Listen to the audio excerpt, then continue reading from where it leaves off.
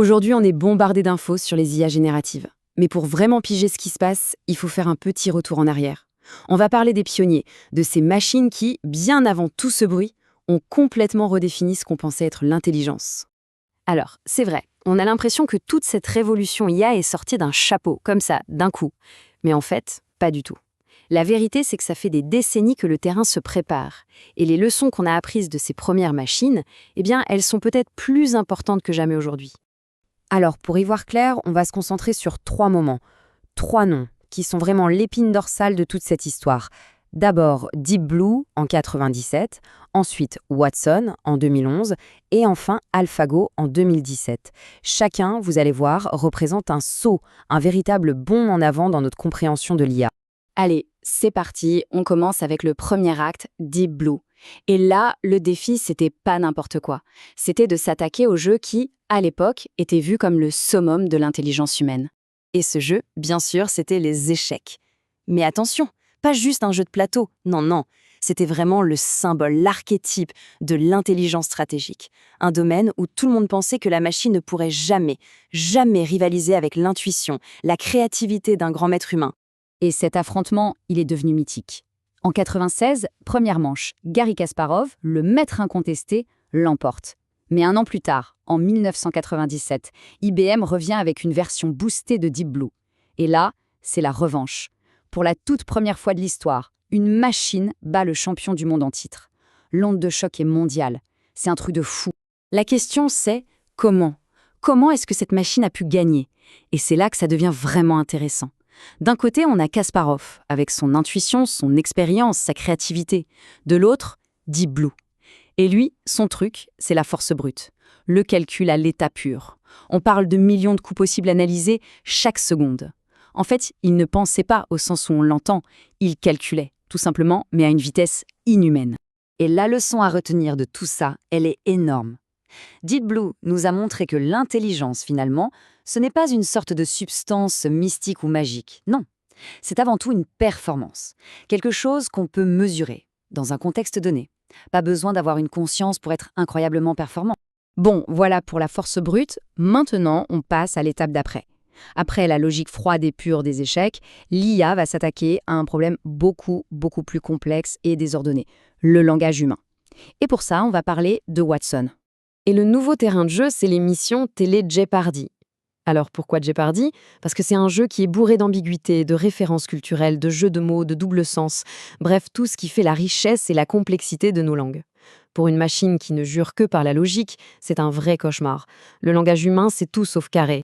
Et pourtant, en 2011, Watson bat les plus grands champions humains. Alors, comment il a fait ? Encore une fois, la méthode est la clé. Il faut bien comprendre, Watson ne comprenait pas vraiment les questions. Ce qu'il faisait, c'était décomposer la question, faire une analyse de probabilité, scanner des téraoctets de données, et pour chaque réponse possible, il calculait un score de confiance. En gros, il ne comprenait pas, il simulait la compréhension de manière statistique. Et cette victoire, en 2011, elle a littéralement ouvert les vannes. C'est le début de l'ère du traitement du langage naturel, le fameux NLP, à très grande échelle. Tous les assistants vocaux qu'on utilise, les moteurs de recherche qui comprennent nos questions en langage normal, et même certaines IA qui aident au diagnostic médical, eh bien tout ça, ça vient en ligne quasi directe de ce que Watson a accompli. Ce qui nous amène à notre troisième et dernier pionnier.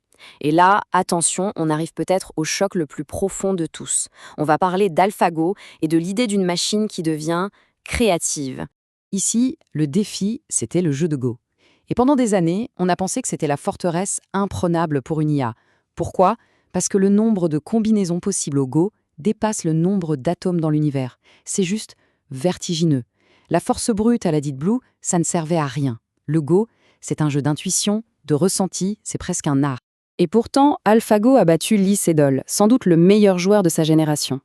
Mais le vrai séisme, le truc qui a laissé tout le monde sans voix, ce n'est pas tant la victoire en elle-même, c'est comment AlphaGo a gagné. Parce qu'AlphaGo, on ne lui a pas appris à jouer au Go en lui donnant les stratégies des maîtres humains. Non, il a appris tout seul. Comment ?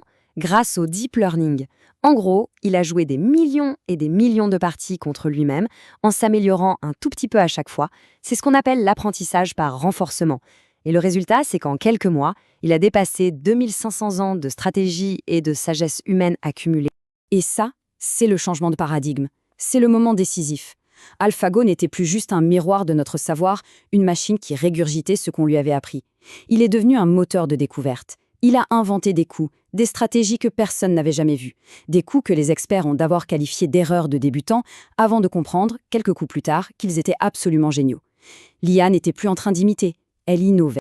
Alors la question maintenant, c'est comment est-ce qu'on est passé de ces grands exploits, de ces moments qui ont fait la une des journaux du monde entier, à l'IA d'aujourd'hui, celle qui est devenue presque invisible dans notre quotidien?